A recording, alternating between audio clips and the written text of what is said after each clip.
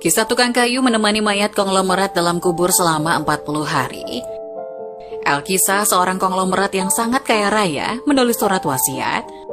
Barang siapa yang mau menemaniku selama 40 hari di dalam kubur, setelah aku mati nanti, akan aku berikan warisan separuh dari harta peninggalanku. Lalu ditanyakanlah hal itu kepada anak-anaknya, apakah mereka sanggup menjaganya di dalam kubur nanti? Tapi anak-anaknya menjawab, mana mungkin kami sanggup menjaganya, ayah, karena pada saat itu ayah sudah menjadi mayat. Keesokan harinya dipanggillah semua adiknya, dan beliau kembali bertanya, adik-adikku, sangguplah di antara kalian menemani aku di dalam kubur selama 40 hari setelah aku mati nanti, aku akan memberi setengah dari hartaku. Adik-adiknya pun menjawab, apakah engkau sudah gila? Mana mungkin ada orang yang sanggup bersama mayat selama itu di dalam tanah? Lalu dengan sedih konglomerat tadi memanggil ajudannya untuk mengumumkan penawaran istimewanya itu ke seantero negeri. Akhirnya sampai jugalah pada hari di mana konglomerat tersebut kembali ke rahmatullah. Kuburnya dihias megah laksana sebuah peristirahatan termewah dengan semua perlengkapannya. Pada waktu yang hampir bersamaan, seorang tukang kayu yang sangat miskin mendengar pengumuman wasiat tersebut. Lalu tukang kayu tersebut dengan tergesa-gesa segera datang ke rumah konglomerat tersebut untuk memberitahukan kepada ahli waris akan kesanggupannya. Keesokan harinya dikebumikanlah jenazah sang konglomerat. Si tukang kayu pun ikut turun ke dalam liang lahat sambil membawa kapaknya. Yang paling berharga dimiliki si tukang kayu hanya kapak untuk bekerja mencari nafkah. Setelah 7 langkah para pengantar jenazah meninggalkan area pemakaman, datanglah malaikat Munkar dan Nakir ke dalam kubur tersebut. Si tukang kayu menyadari siapa yang datang. Ia segera agak menjauh dari mayat konglomerat. Di benaknya sudah tiba saatnya lah si konglomerat akan diinterogasi oleh malaikat Munkar dan Nakir. Tapi yang terjadi malah sebaliknya. Malaikat Munkar Nakir malah menuju ke arahnya dan bertanya, apa yang kau lakukan di sini?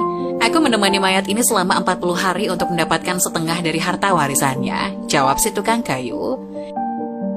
Apa saja harta yang kau miliki? Tanya Munkar Nakir. Hartaku cuma kapak ini saja untuk mencari rezeki, jawab si tukang kayu. Kemudian Munkar Nakir bertanya lagi, dari mana kau dapatkan kapakmu itu? Aku membelinya. Lalu pergilah Munkar dan Nakir dari dalam kubur tersebut. Besok di hari kedua mereka datang lagi dan bertanya, apa saja yang kau lakukan dengan kapakmu? Aku menebang pohon untuk dijadikan kayu bakar, lalu aku jual ke pasar, jawabnya. Di hari ketiga ditanya lagi, pohon siapa yang kau tebang dengan kapakmu ini? Pohon itu tumbuh di hutan belantara, jadi tidak ada yang punya. Apa kau yakin? Lanjut malaikat. Kemudian mereka menghilang. Datang lagi di hari keempat, bertanya lagi, adakah kau potong pohon-pohon tersebut dengan kapak ini sesuai ukurannya dan beratnya yang sama untuk dijual? Aku potong dikira-kira saja, mana mungkin ukurannya bisa sama rata, tegas tukang kayu. Begitu terus yang dilakukan malaikat Munkar Nakir, datang dan pergi sampai tak terasa sekarang 39 hari sudah. Dan yang ditanyakan masih berkisar dengan kapak tersebut.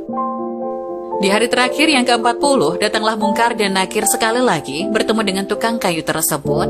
Berkata Munkar dan Nakir, hari ini kami akan kembali bertanya soal kapakmu ini.